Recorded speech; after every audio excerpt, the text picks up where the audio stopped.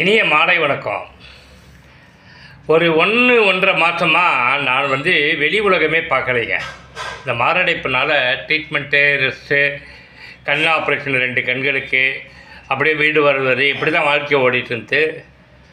சரி, சொக்கலிங்க ஐயா டேட் குறித்து கொடுத்தாரு. வர இன்னிலேருந்து கொஞ்சம் வெளியில் போங்க, வாக் முயற்சி பண்ணு, உடம்புல எப்படி கூடி வருது டெஸ்ட் பண்ணி பார்த்துலான்னாரு.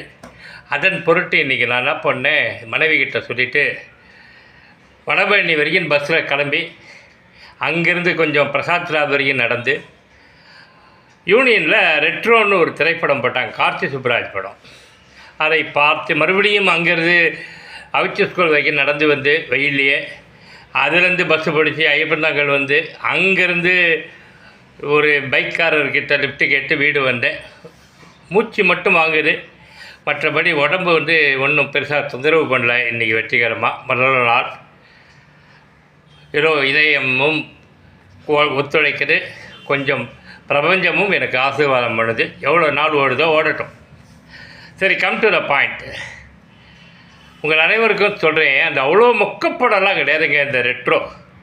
நான் இன்றைக்கி இந்த படம் பார்த்தேன். ஒரு ஸ்டைலிஷாக, ஒரு மாடர்னாக, வேறு ஒரு உலகம்தான் கூட்டு போச்சு. ரொம்ப தப்பான படம்லாம் கிடையாதுங்க.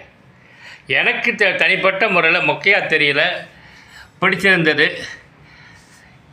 அதாவது கோபம் வரல. ஒரு வேளை நான் 200 ரூபா காசு தான் கொடுக்காம இலவசமாக பார்த்ததுனால அப்படி தோணிச்சா அப்படின்லாம் எனக்கு கேட்கக்கூடாது. எனக்கு இப்போவும் சொல்கிறேன், நான் காசு கொடுத்தே பார்த்துருந்தாலும் அது ஒரு தப்பான படம் இல்லை. ஃபோட்டோகிராஃபி நல்லா இருந்துச்சு, மியூசிக் நல்லா இருந்துச்சு.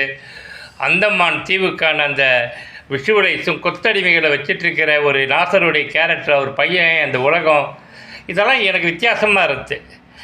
அப்புறம் தூத்துக்குடியில் பீரியடு காலகட்டங்களில் இருந்த தாதா ஜோஜோ ஜார்ஜ் நடிகனுடைய, மலையாள நடிகனுடைய நடிப்பு நிறைய இருக்குது சார். அந்த ஹீரோயினே நல்லா இருந்தா, பூஜா எக்கடேவா நல்லா இருந்துச்சு.